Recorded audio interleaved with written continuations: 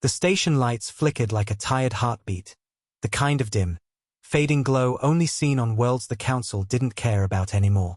The alien mother sat on a rusting crate at the edge of Dock 42, arms wrapped tightly around the small bundle pressed to her chest. Her child was breathing shallowly, too weak, too small. She had come to this world believing the propaganda, believing that someone out there would give her a chance. But no one had. Every employer she approached turned her away, their alien voices wrapped in the same excuse: "We don't hire your kind, not with a child, you'll slow the work." She was starving, exhausted, and invisible. In the corner of the dock, a holographic screen replayed the latest council decree: productivity over pity, progress over weakness. She lowered her head. It was the way of the galaxy. Mercy was a story long forgotten. And then the door opened. Not with the grand steps of a Dominion overseer, not with the cold glide of a council bureaucrat, but with the heavy boots of a human. He wasn't in a polished uniform. His jacket was worn, his hands scarred, and his eyes steady in a way that cut through the noise of the station. Most people looked at her and saw a burden. He looked at her and didn't look away. That alone made her hold her child a little tighter.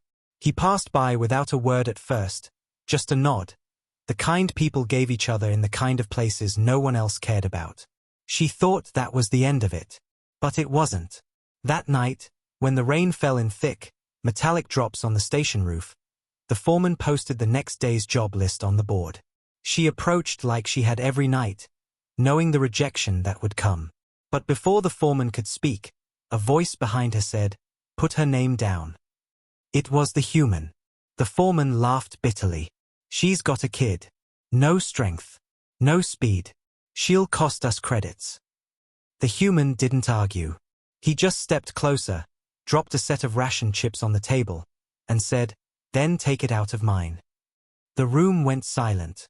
No one argued with humans like him. People whispered about their kind, how they didn't play the council's game, how they helped the ones everyone else stepped over. The foreman sneered but signed her name. The next morning, she stood among workers who didn't want her there. They ignored her. Some spat on the ground as she passed. But the human didn't. He worked beside her, wordless, steady, showing her the machines, the rhythm of the work, the tricks to make the heavy lifting lighter. She wasn't strong, but she was fast to learn. And he didn't treat her like she was broken. For the first time in years, she wasn't invisible. The other workers noticed too, though they didn't admit it. It was strange, unsettling, to watch someone who wasn't supposed to matter stand a little taller. Weeks passed. She grew stronger. Her child began to eat again. And the human? He said little, but his presence changed everything. The dock workers who had once ignored her now worked alongside her in silence, because the human was watching, and humans had a way of making others rethink their cruelty. Stories of them always carried the same weight. They weren't the most powerful species, not the richest, not the oldest. But when they chose to stand beside someone, they didn't move. One night, the alarm sirens ripped through the station. A Dominion patrol ship had landed without clearance. Everyone knew what that meant. Patrols like that didn't care about law. They came to take what they wanted. Workers ran, hiding their children. She froze, clutching hers, as soldiers with black armor and glass eyes stormed the docks. They laughed when they saw her. "Another mouth that doesn't belong," one of them said. They reached for her child. And then a hand stopped them.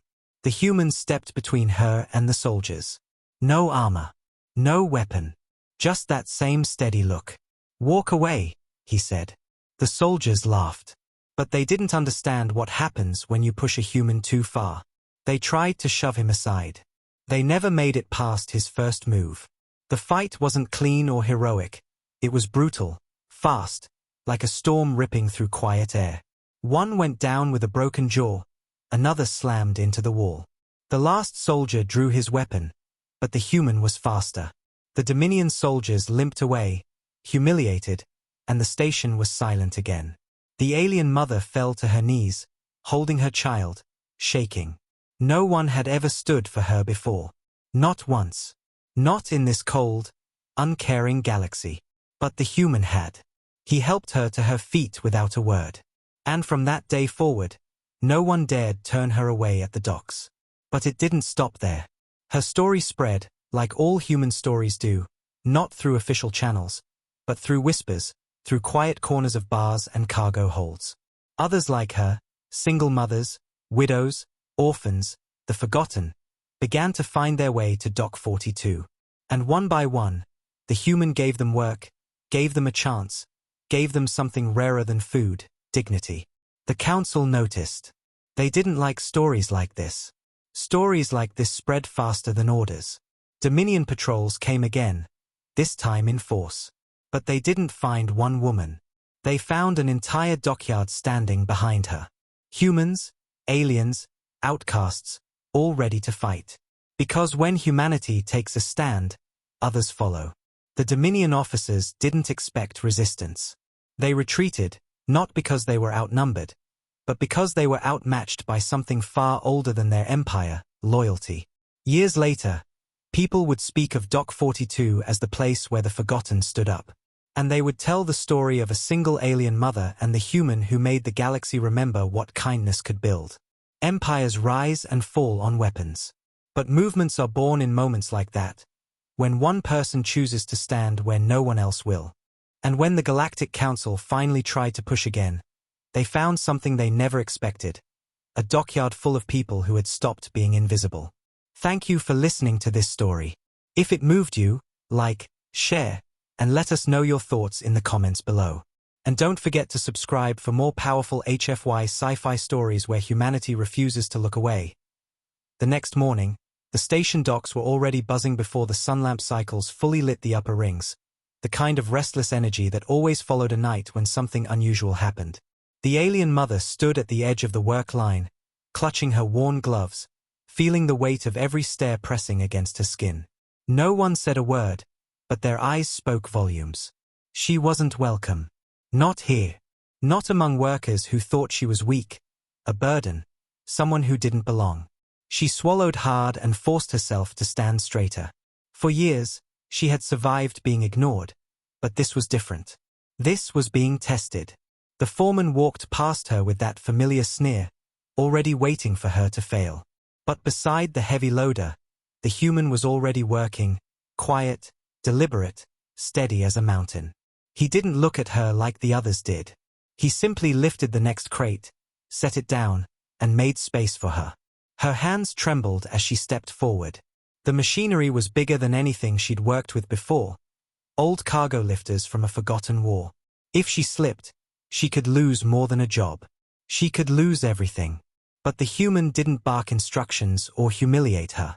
He just moved beside her, wordless, showing her how to shift her weight, how to work with the machine, not against it. Her first attempt was clumsy. The crate slipped, nearly crushed her hand. Someone in the back laughed, a sharp, cruel sound. But she caught the human's eyes, and there was no pity in them, just patience. Again, he said simply. So she tried again. And again. And again. By midday, the laughter had stopped. She wasn't fast, but she didn't quit. The human stayed beside her through every mistake, his quiet strength a wall between her and their judgment. The other workers didn't like it. They whispered when they thought she couldn't hear. She'll slow us down. Humans are wasting their time. But they noticed something they didn't want to admit. Her pace was improving. She was learning. That frightened them more than they expected. Because if someone like her could survive here, what excuse did they have for looking down on her all these years? Later, in the brake chamber, the air was thick with oil, steam, and resentment. The workers clustered in small groups, speaking low but sharp. They didn't understand why the human cared. He wasn't like the others. Most people walked past the forgotten and the weak. But humans had a reputation, a dangerous one. They saw what others ignored. And once they decided someone mattered, they didn't back down. The foreman approached him with a sneer. "Why her?" he asked, slamming a cup down on the table. "She's dead weight. Always will be." The human didn't lift his head.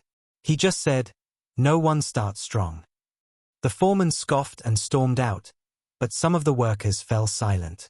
That night, after the shifts ended, she stayed behind, wiping the grease from the loaders, her muscles burning, her back aching. She didn't have to stay, but she did. Because for the first time in years, she had a reason to.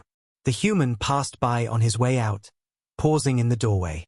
She expected him to say something encouraging, but he didn't. He just handed her a ration pack and kept walking. It wasn't pity. It was respect. And for someone like her, that meant more than any words. Days passed, and the work didn't get easier, but she did. Her arms grew stronger, her movements sharper. The men who once mocked her now found themselves struggling to keep up. She didn't need their approval. She just needed to prove to herself that she belonged. Her child had begun to eat again, and there was warmth in the tiny corner of the workers' quarters she called home. Hope, once a distant and fragile thing, now had a pulse. But hope has a way of drawing unwanted attention. The foreman's resentment deepened. He hated the way the human's quiet defiance was changing the rhythm of the docks. And above all, he hated the way one woman's small victories were beginning to echo through the station. One night, when most workers were gone, he approached her alone by the cargo bay, his voice slick with cruelty. "You think this will last?" he hissed. "The council doesn't want your kind here. You're a charity case. And when he's gone, you'll be nothing again." She said nothing, but she didn't lower her eyes this time. The human's steady gaze lived somewhere in the back of her mind, a reminder that she wasn't powerless anymore. She walked past the foreman without a word, leaving him standing alone in his bitterness.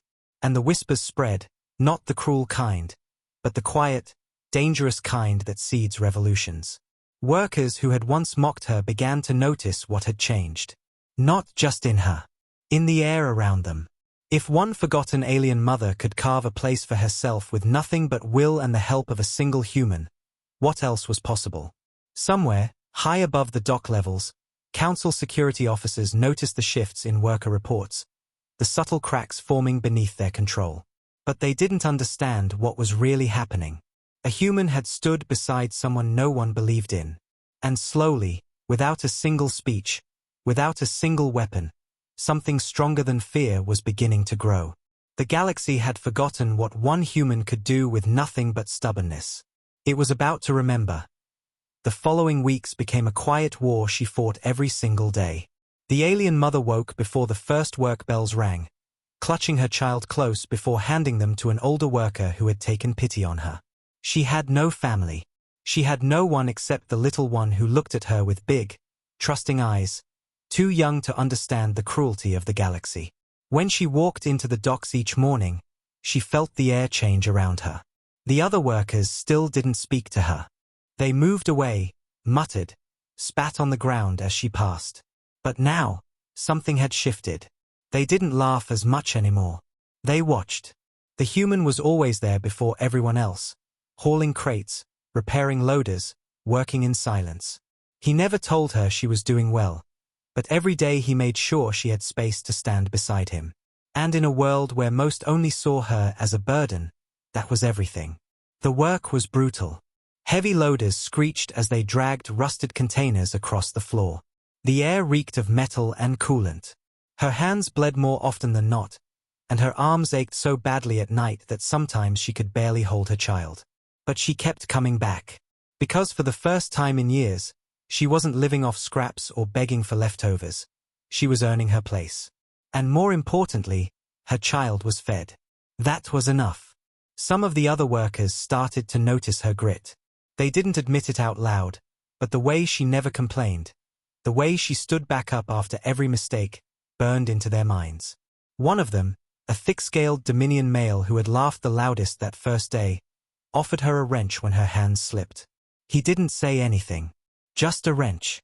But in a place like Dock 42, that was a small rebellion in itself. Humans had a strange effect on people. They didn't demand loyalty. They pulled it out of others like gravity. But not everyone liked the change. The foreman watched it with growing hatred. He had built his small power on fear and weakness, keeping the workers divided, making sure no one ever stood together. But now, she was standing, and worse, others were starting to follow. His sneer deepened each time he saw the human working beside her. He couldn't fire her. The human had made sure of that. But he could break her. And he planned to. The first blow came when they changed her shift. Without warning, he put her on the night run. A dangerous time slot when the docking platforms were quiet, the patrols thin, and the illegal haulers came in to pay bribes. Everyone knew what that meant.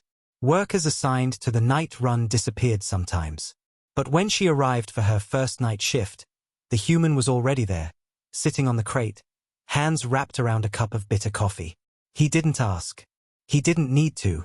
He was there because he'd already guessed what the foreman was trying to do. The night shift was colder. The station hummed differently in the dark, like a predator breathing down your neck. The few workers assigned kept to themselves, avoiding trouble, keeping their heads down. But that night, trouble came anyway. A Dominion smuggler ship docked without clearance, its crew slinking into the bay like shadows. They weren't here for trade. They were here to take what they wanted. And when they saw her alone by the crane controls, their grins spread like knives. She froze when the first one stepped forward.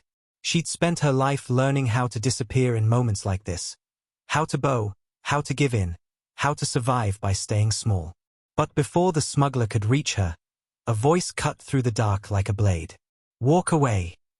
The human's silhouette moved between them and her, slow and deliberate. He didn't carry a weapon, but he didn't need to.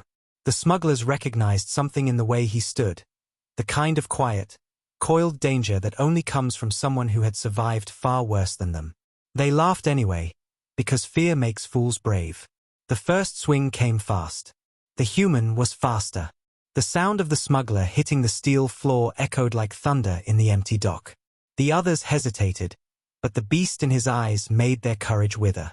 One by one, they backed away, hissing insults they didn't mean. They weren't ready to die over easy prey. When they were gone, she stood frozen, shaking, unable to speak. The human didn't offer comfort. He simply picked up the crate she had dropped and set it back on the loader. Next time, he said quietly, don't let them near you. His voice wasn't harsh. It was steady. It wasn't pity. It was belief. And that was far more dangerous than any speech. The next day, whispers spread across the docks like fire through dry wood.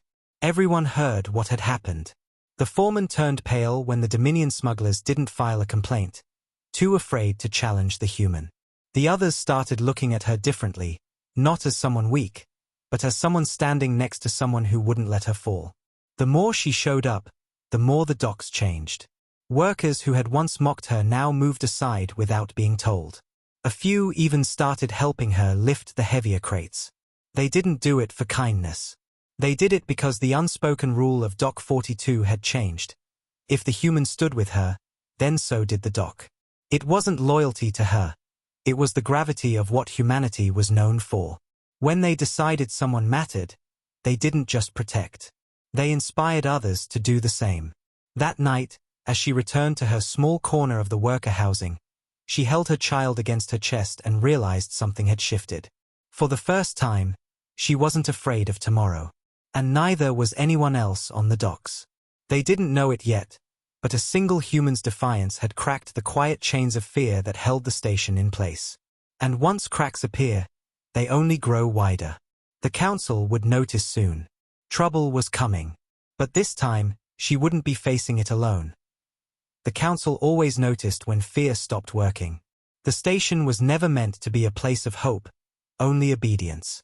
It existed on the edge of the trade routes, a rusting colony where the forgotten were sent to disappear, a place where the council's rules were carved into the walls like chains. And yet, something had shifted inside Dock 42. The whispers had grown louder, the stares less sharp. Workers who once looked away from each other now shared silent nods. The single alien mother who once sat alone at the edge of the dock now walked into the bay with her head lifted, not proud, but no longer broken. And the human, the one who had stood beside her when no one else would, was now the center of gravity for everything changing beneath the surface. The foreman hated it. He could feel the cracks forming in the little kingdom of fear he'd built over years. He had ruled by reminding the workers they were nothing, that they were replaceable, that no one would ever stand for them. And now, without a single speech or uprising, that foundation was crumbling around him. Every time the human walked through the dock, the whispers would stop. The laughter would vanish. The air would change. It wasn't loud rebellion. It was worse. It was quiet strength spreading like a slow fire.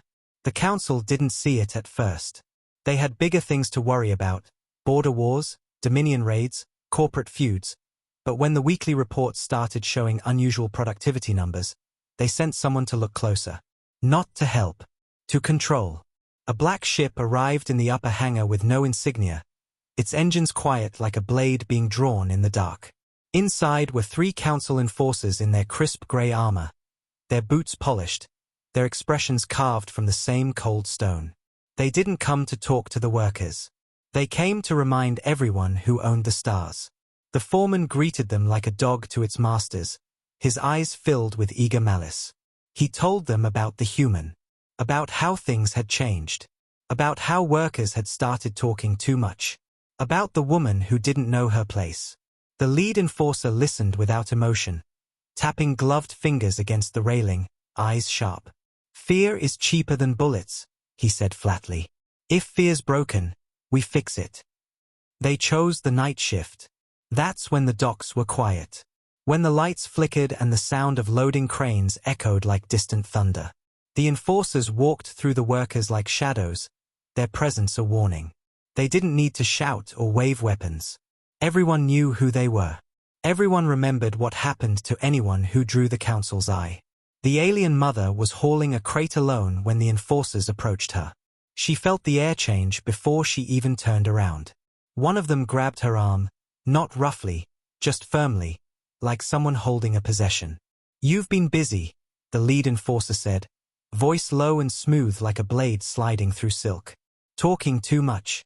Thinking too much." She didn't answer. She'd spent her whole life being careful, being silent. But when the second enforcer reached for her child's name tag hanging around her neck, she didn't bow. She pulled back. And that was enough to make everything explode. The enforcer shoved her against the crate. Not hard enough to break her bones, just enough to make her feel small again. It was the council's favorite trick. To remind you that they could crush you any time they wanted. But what they didn't know was that someone else had already seen everything. The human had been working the loader lines across the bay, and in the silence of the night, the sound of the scuffle carried like a shot. He didn't yell. He didn't posture. He just walked. Every step was heavy, deliberate, echoing across the bay like a storm rolling in. The enforcers turned when they heard the boots. Workers on the other end of the dock froze mid-motion. Everyone had seen fights before, but this wasn't a fight. It was something older, colder. The human's face wasn't angry. It was calm, and that made it worse. "This is council business," the lead enforcer snapped. But the human didn't answer. He stepped between them and the woman without hesitation, placing himself where no one else ever had. The enforcers weren't used to defiance, especially not from someone like him. The foreman watched from the catwalk, a sick grin spreading on his face. He wanted this. He wanted the human broken. The lead enforcer moved first, hand flashing toward his stun rod. But he was too slow. The human had lived through things they couldn't imagine. The strike was clean, fast, a punch that dropped the enforcer before he could breathe. The second lunged, and the human pivoted, catching him by the collar and slamming him into the crate so hard it rattled the lights. The third reached for his sidearm, then hesitated. Not because he feared the human, but because every worker on that dock had stopped moving. Their eyes were fixed on the scene, and in their silence, something dangerous was growing. The enforcers realized too late that they weren't just facing a man. They were facing a spark they'd accidentally given oxygen.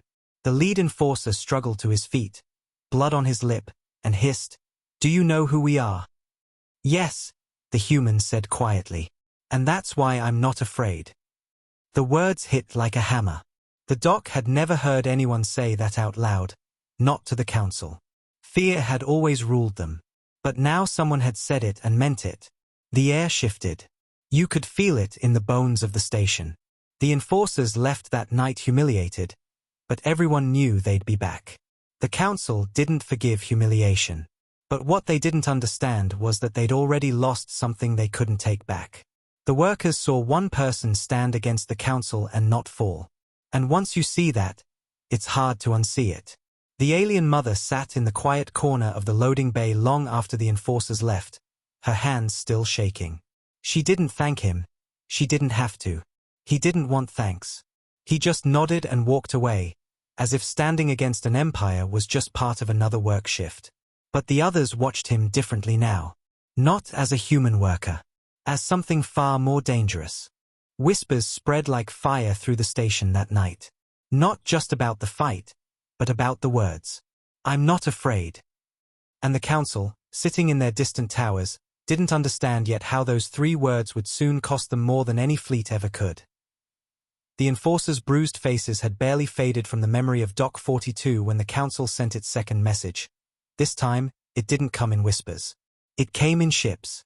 3 black Dominion patrol vessels descended from orbit like predators circling an injured animal. No insignia. No markings. Just silence and the promise of consequences. The workers froze when the sirens sounded, that hollow, low-pitched alarm that told everyone exactly what was coming. It wasn't a random inspection. It was punishment. The council didn't care if someone was right or wrong. It only cared about control. And someone had dared to say they weren't afraid. The alien mother stood at the edge of the loading bay, clutching the straps of her torn gloves. Her child was hidden deep inside the living quarters with a neighbor she trusted. Her hands trembled, not because she didn't expect this, but because she had always known this was how the council responded. The human stood beside her at the dock entrance, arms crossed, silent as the ships lowered with that predatory hum. Every worker on the platform could feel it, the old fear crawling back into their lungs. It wasn't weakness. It was instinct. The council didn't need to fire a single shot to make people remember their place. For years, fear had been enough. But not this time. The ramp dropped, and a full squad of Dominion soldiers marched in. Armored, disciplined, and armed. They didn't waste time with explanations.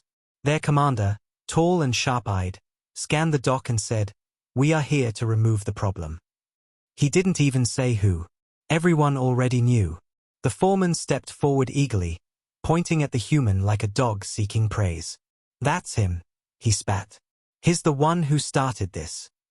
The commander didn't bother questioning him. He turned to the workers, his voice amplified through the helmet's translator. "If anyone interferes," he said coldly, "you'll all share his fate." That was the moment the old Dock 42 would have fallen silent. That was when everyone used to lower their eyes, pretend they couldn't hear, and let the council drag another soul into the void. But this wasn't the same Dock anymore. The human didn't move when they approached. He didn't flinch when their rifles were raised. Instead, he stepped forward, calm, steady, and said, "You came for me. Then look at me." Something in the tone of his voice cut through the air like a blade. The soldiers slowed. This wasn't the shaking, desperate resistance they were used to. This was a man who had already accepted the cost. And it terrified them far more than rage ever could. The Dominion commander tilted his head, curious. "Do you really think you can stand against the council alone?" The human didn't smile, didn't blink. "I'm not alone." It started with one sound, a heavy wrench hitting the floor as a worker stepped forward. Then another. Then another. Dozens of workers began to move in, forming a silent wall behind him. Humans and aliens, miners and loaders, scavengers and transport hands. Some of them were shaking. Some looked terrified. But none of them stepped back. The alien mother walked up beside him, her chest rising and falling hard, but her eyes steady. She had spent her entire life running. Not today. The commander barked an order. Rifles rose. Fear washed through the dock like cold water. And then the beast inside fear cracked. The Dominion soldiers expected compliance. What they got was resistance. One worker shouted, then another, and then the dock erupted into chaos. Not panic, but defiance. Crates were thrown. Tools became weapons. The human moved like a storm, fast and brutal, disarming the first soldier before he had time to react.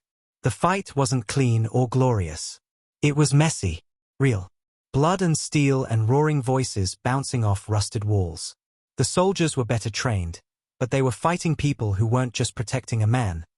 They were protecting the idea he had planted inside them. The alien mother grabbed a fallen shock baton and swung it at a soldier's leg, surprising even herself with the sound of armor cracking. She wasn't strong. She wasn't trained. But for the first time in her life, she was enough. The human moved through the fight like a blade, every strike efficient, every motion deliberate. The Dominion squad, used to crushing fear, stumbled when fear didn't work. One by one, their formation broke. One by one, they fell. The commander backed toward the ramp, blood streaking down his faceplate, his men either unconscious or limping away. He had never seen a doc like this before. "You've just signed your death warrant," he hissed. "The council will burn this place to the ground." The human stared at him, breathing hard, and said, "Then they'll learn what happens when you push people too far." The ships left not in victory, but in humiliation. The workers stood together in the aftermath, covered in oil and blood, panting in the cold air. For the first time in years, no one bowed their head. The dock was quiet, not the quiet of fear, but the quiet of something new being born. The foreman tried to slip away unnoticed, but dozens of eyes turned on him. 4 years, he had hidden behind the council's shadow. Now the shadow was cracking. Without a word, the workers let him walk into the night, but everyone knew his time was over. The alien mother sat on the edge of the platform, hands still shaking from the fight, her child sleeping in her arms. She looked at the human standing by the exit ramp, his shirt torn and streaked with blood, and realized what had happened. The dock had stopped being a cage. It had become a line in the sand. The council would come again. They always did. But they had made a mistake they couldn't undo. Fear had stopped working. And when fear stops working, empires begin to break. The station never felt quiet again after that night. Not truly. There was a different kind of silence now. A heavy, waiting silence that felt alive. Every corridor, every cargo bay, every rusted wall of Dock 42 carried the weight of what had happened. The council had sent soldiers, and the people had stood their ground. For the first time in living memory, the council hadn't won. And across the colony stations, whispers traveled faster than any starship. Workers, smugglers, miners, refugees, everyone who had ever lived in the shadow of power heard about the dock where people stopped bowing. They called it foolish. They called it dangerous. But in their hearts, something old and buried stirred. If it could happen there, maybe it could happen anywhere. The human knew what was coming. Empires didn't forgive humiliation. The Dominion commander had left with blood on his face, and men like him didn't forget that kind of shame. The council would return, not with a squad, but with fleets. Their answer to defiance had always been overwhelming force. But Dock 42 was not the same place it once was. The humans stood at the observation bay as transports began to arrive. Not patrol ships this time, but freighters carrying faces he had never seen before. Refugees. Runaways. Men and women from other colonies who had heard the story and decided that this rusted dock on the edge of nowhere was where they wanted to make their stand. They didn't come for safety. They came because something about that story made them believe. The alien mother watched the ship's dock with her child on her hip, the same dock where she had once been invisible. Now people were gathering around her, asking questions, offering food, standing close. Not because she had power, but because she had survived. She had stood with the human when the council came. And that made her something she never thought she'd be, a symbol. She wasn't sure if she liked it, but she understood its weight. Every day that passed, the docks changed. They stopped operating like a broken work line and started moving like a unit. People built barricades out of scrap containers, welded plating to weak walls, strung up communication relays stolen from old freighters. Old workers trained new arrivals on the loaders and defense turrets. Engineers rerouted power from the council's forgotten grids. What had once been a forgotten station was becoming a fortress, imperfect, dirty, loud, but alive. And at the center of it all was one human who never asked to lead but led anyway, simply by standing still when others couldn't. When the council finally made their move, no one was surprised. The night sky above Dock 42 split open with the light of engines. Dominion cruisers, syndicate escorts, and council carriers fell out of hyperspace like a swarm of predators. Their signal burst flooded every frequency at once. Dock 42. The high speaker's voice hissed over the comms. Smooth and cold, lay down your arms. Return to obedience. Or we will burn this place into dust. You have 1 hour. The workers froze at the sound. Old fear slithered through the cracks. Many had lost families to that same voice. Entire worlds had vanished under it. But this time, something was different. They weren't alone in the dark. The humans stood in front of the makeshift barricade, the alien mother beside him with her child hidden safely away. She looked up at him with eyes that no longer saw a stranger. He didn't give them a long speech. He didn't promise survival. He just said, "They've been burning us for centuries. Today, they choke on the smoke." The words were simple, but the way he said them made people straighten their backs and set their jaws. When the first wave came, it came like a hammer. Dropships screamed down from the clouds, burning through the air like falling stars. But this time, Dock 42 wasn't a helpless loading yard. The barricades held. The improvised turrets roared to life. The workers, those who had once been ignored, spat on, crushed beneath the council's heel. Stood shoulder to shoulder with smugglers, engineers, even pirates who had found something worth fighting for. The Dominion troops hit the ground and met a wall they didn't expect. They had come to break fear. They found resistance instead. The human fought at the front, moving with the same calm precision he always carried. Every strike, every movement was a message. You don't own us anymore. The alien mother stayed behind the barricade with the other civilians, but she wasn't hiding. She patched wounds, carried ammunition, held the hands of those who were too afraid to hold steady. Her child slept inside a storage container turned safe house, surrounded by people who had once been strangers but now called each other family. Hours passed. Smoke filled the air. The battle bled through the docks like fire, spreading from platform to platform. But for every Dominion soldier that advanced, 3 more were pushed back. They had the weapons. The people had the will. And will is something no empire can control. Then came the second wave, bigger ships, heavier guns. The council meant to end it here, to make an example so terrifying that no other colony would ever dare to rise. But when their fleet opened fire, something unexpected happened. Dozens of ships emerged from the outer rim. They weren't council reinforcements. They were ordinary freighters, haulers, scavenger barges, retrofitted pirate corvettes, old Dominion war relics dragged out of retirement. They had come because they'd heard the story. They had come because someone finally said, "No more." The council fleet found itself surrounded by hundreds of ships it never considered a threat. Not soldiers. Not trained armies. Just people who refused to kneel. The high speaker screamed orders across every channel, but it didn't matter. For the first time in centuries, the council wasn't facing an enemy. It was facing a movement. The humans stood on the platform, smoke and fire around him, staring at the sky filled with both fleets. The alien mother stood beside him, hands shaking but her chin high. The Dominion commander who once humiliated this dock was nowhere to be seen. Only fear echoed in their ranks now. When the human raised his arm, it wasn't a command. It was a signal. The Allied ships opened fire in unison. The battle was brutal. It wasn't clean or heroic. Ships burned. Barricades fell. People screamed. But the council didn't break them. The council couldn't. Because you can break bones, you can burn cities, but you can't control a story once it belongs to the people. When dawn came and the smoke cleared, the Dominion fleet retreated. The council, for the first time in decades, backed down.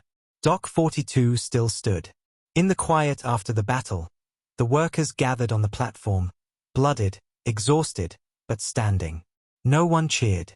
No one shouted. It wasn't a victory parade. It was something deeper, a silence made of steel. They had faced the council and lived. The alien mother held her child in her arms, tears streaming down her cheeks, not from fear, but from the weight of finally being free. The human walked through the crowd, not as a savior, but as one of them. People reached for his shoulder, nodded, stood taller. It wasn't about him anymore. It was about them, about what they built, what they refused to lose.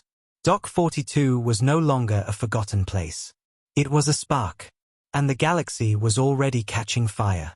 Somewhere, deep in their fortress of glass and silence, the High Speaker realized something terrible.